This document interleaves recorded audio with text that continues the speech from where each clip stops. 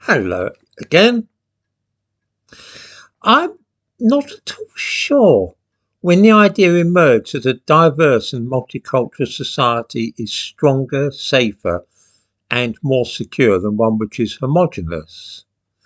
But so fixed is the notion now in this country that only a racist Little Englander or member of some fringe neo-Nazi party might reasonably be expected to oppose the proposition that diversity is our strength. I love slogans of this kind, incidentally, because they always put me in mind of pre-war fascist European movements, strength through joy, love of the fatherland, that kind of thing. Such phrases sound very direct and straightforward, but are in fact quite meaningless. I mean, what does diversity is our strength actually mean? If history teaches us anything, it is that diverse societies tend to have within them the seeds of their own destruction. You might have thought that Cyprus, when it became independent in 1960, was a wonderful example of diversity. Three-quarters of the population were Greek and a quarter of them were Turkish. Different ethnicities, different religions, different languages. It couldn't get much stronger.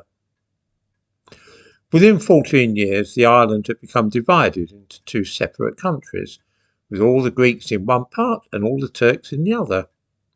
Both societies are stable now because they are ethnically and culturally homogenous. Plural societies tend to end up that way, splitting into separate units. This is why India and Pakistan split into two separate nations after independence, of course.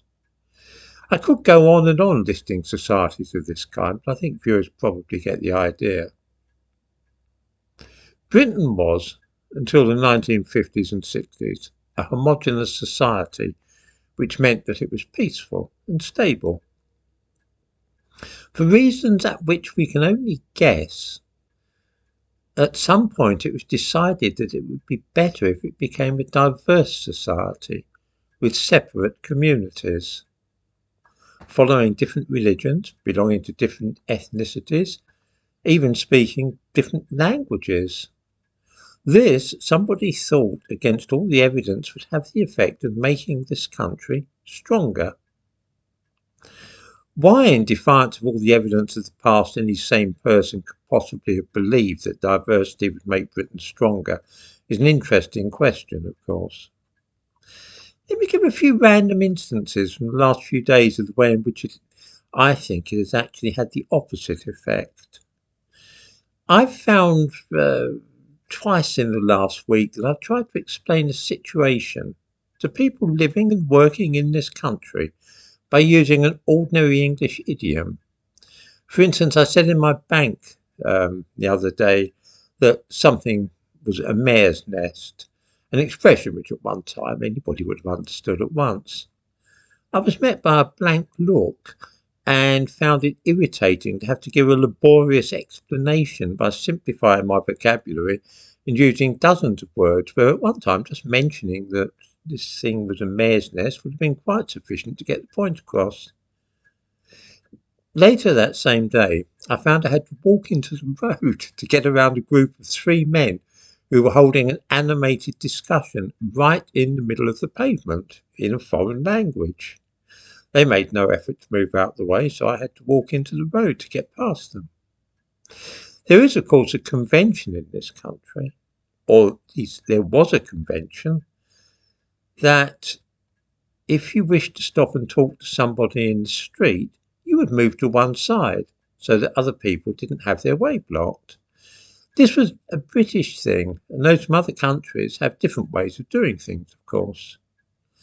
We used to speak fairly quietly in the street too. It was considered bad manners to shout or sort of talk so loudly that people would hear what you were saying too much. But many foreigners seem to shout their heads off.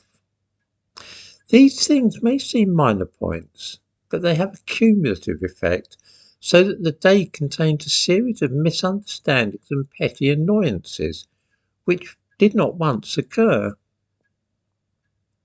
The fact that travel in London is now being disrupted every weekend by people belonging to a religion which has no tradition in this country beyond a few decades ago, and that political parties in Britain are being fractured and broken by matters which are of concern to Muslims but not to the average citizen of Britain. This too is worrying. And again, I do not see in this case how diversity can possibly be said to be our strength. I think something which causes civil war in our main political parties can only be regarded as a weakness rather than a strength. Each passing day brings new examples of the way in which British society is fragmenting into small and mutually antagonistic factions. Muslims and Jews, feminists and trans activists, left-wingers and right-wingers, gays and straights. My perception is that the more diverse our country becomes, the more tension and conflict is created. How this is a strength is utterly beyond my comprehension. By the way, the school strike in Tower Hamlets is due to continue tomorrow, with children walking out of lessons at 11 o'clock and marching again through the streets. Some white British parents are planning not to send their children to school tomorrow as they don't want their kids mixed up in this. Is that sort of thing really making the country stronger?